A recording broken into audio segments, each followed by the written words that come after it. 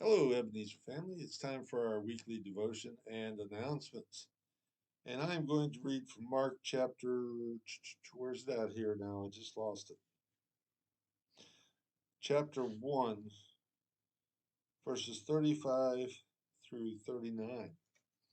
And it says, very early in the morning, while it was still dark, Jesus got up, left the house, and went off to a solitary place where he prayed.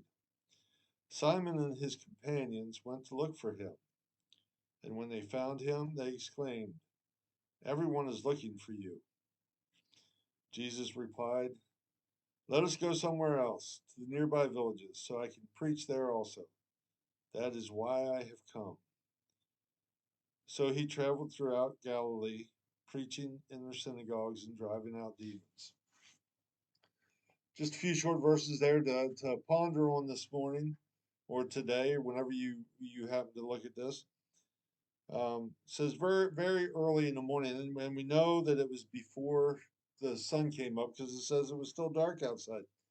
But Jesus got up intentionally to go off and be by himself to pray.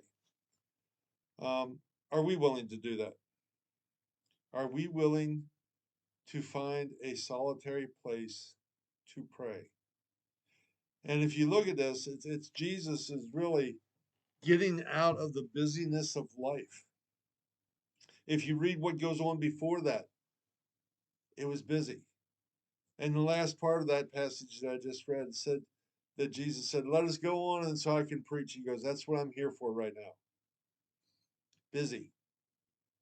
We need to be intentional about our prayer time. We need to take time and make time in our schedule to spend alone time with God.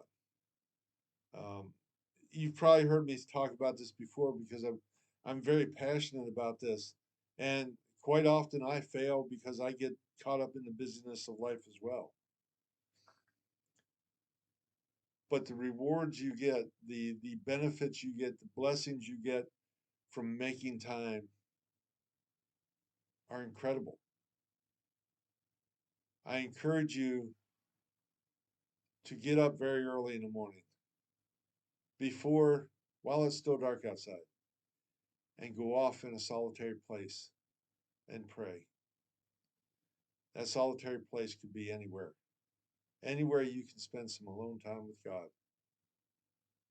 Don't let that be your only time during the day, but it's a great way to build that relationship between you and the Father. So find yourself a solitary place to pray. Announcements today, this week.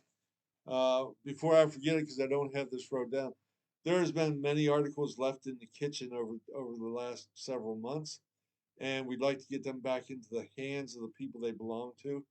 And if you go into the little area there by the elevator on the coat rack, on top of the coat rack, that's where they're put at right now. So if you left something in the kitchen, please stop by there and pick it up. If you're not sure, stop by and look at it. Okay, let's see. Thank you to everyone that came out yesterday for the congregational meeting. It was an incredible showing and a lot of good discussion. So thank you, thank you, thank you. It gave us a lot of information to take away and build on. Let's see here. What do we got going on? February 2nd is our next meet and greet.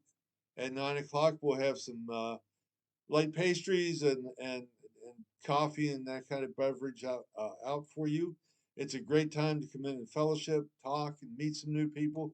Maybe meet some old people that you just haven't talked to in a while. It's a great time of fellowship. And then right after service, we're going to continue that on. So we encourage you to take part in that. February 16th is our volunteer appreciation time. After service, we're going to invite those volunteers that help out in any way in any ministry here at Ebenezer to join us in the fellowship hall just for a short time of fellowship and for us to show our appreciation to you. Please come back and let us thank you. Let us tell you how much we appreciate you. Uh, and it'll just go on until everybody wanders away.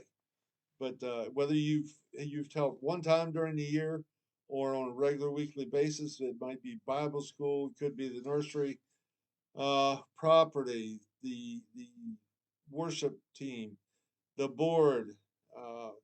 The list goes on and on and on and on. Clean team, special projects, decorating, funeral dinners. I mean, just the list is unending. So we want to say thank you. So please join us on the 16th. We are looking for a vacation Bible school director. Bible school is set in June. That's when we normally have it, and we need somebody to take up the the the banner and lead us into the Bible school time. So if you are interested, or maybe you have questions, please see me or call the office, and we'll try to help you out with that. The daily bread, I mentioned this a couple weeks ago. We are only ordering the large print daily bread now. So uh, there was a month difference between the time periods for them and the small print. So if you were getting a small print, make sure you're current. If you were getting a large print, make sure you're current.